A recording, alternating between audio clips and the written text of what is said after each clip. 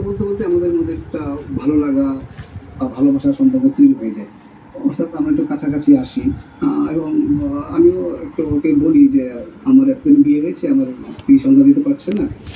আহ, হয়তো সে আশা করছে যখন বিয়ে করবো বা ওর মধ্যে হয়তো কিছু একটা ফিল কাজ করছে আমাকে দেখে, সেটা ওই ভালো বলতে পারবে কি হয়েছে।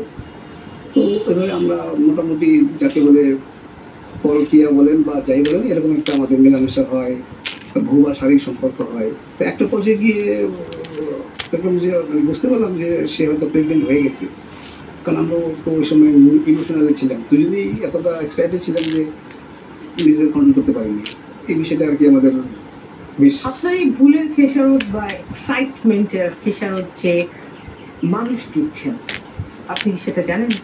হ্যাঁ, এটা ঠিক। আমি বুঝতে পারছি যে আমি কি ভুল করেছি। ওই যে বললাম, মানুষ মাত্র ভুল করে, আমার মধ্যে ওই ভুলটা হয়ে গেছে। আসলে আমরা তো কেউ ফেরেস্তা নই। কেউ অত জেনে বুঝে করে, কেউ অনিচ্ছাকৃতভাবে করে।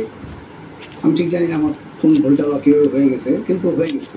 মানুষ মাত্রই নিজেকে কন্ট্রোল করতে পারে এবং এই ক্ষমতা শুধুমাত্র মানুষেরই আছে, এবং এটা ভুলে গেলে চলবে না। ভুলের দোহাই দিয়ে বারবার ভুল করা যাবে না বা ক্ষমা পাওয়া যায় না। এনিওয়ে, একদমই আপনার জীবন, আপনাদের জীবন, আপনারা নিশ্চয়ই সেটা ঠিক করে নেবেন।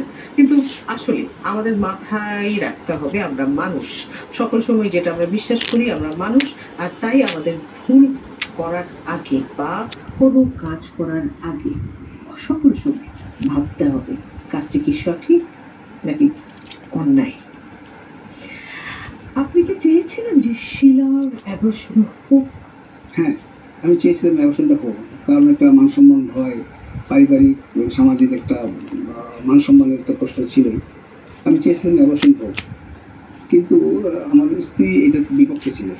উনি ঠিক কাজটি করেছেন, কারণ একটি ভ্রূণ হত্যা মহাপাপ। আপনি সেই ভ্রূণের জনক, অথচ আপনিই চাচ্ছিলেন অ্যাবর্শন হোক। এমন একটি পাপ থেকে আপনাকে মুক্তি দিয়েছে শার্লিন। আসলে